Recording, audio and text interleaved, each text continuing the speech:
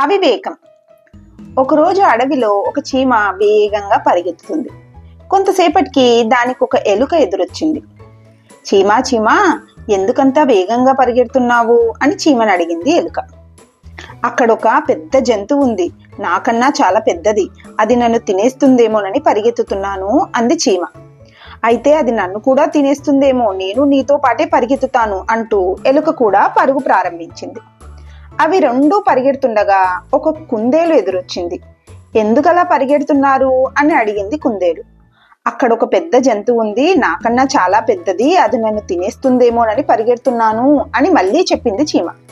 అవునవును అంది ఎలుక. దాంతో భయంతో కుందేలు కూడా వాటితో పాటు పరుగు లంకించింది. కొంత దూరం వెళ్ళాక వాటికి ఒక నక్క ఎదురొచ్చి అదే ప్రశ్న వేసింది.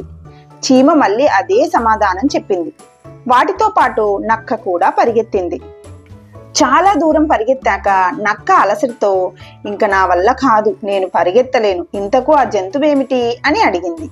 అదా, అది పెద్ద గండు చీమ, నా వైపే వస్తుంటే తనేం చేస్తుందోనని భయపడ్డాను అని చెప్పింది చీమ. ఎలుకకి కుందేలుకి నక్కకి కోపం వచ్చి, గండు చీమ మమ్మల్ని తింటుందా, అనవసరంగా భయపెట్టావు అని కల్లెర్ర చేశాయి. నన్ను తింటుందని చెప్పాను, మిమ్మల్ని తింటుందన్నానా అంది చీమ. నిజమే కదా అనుకున్నాయి ఎలుక, కుందేలు, నక్క.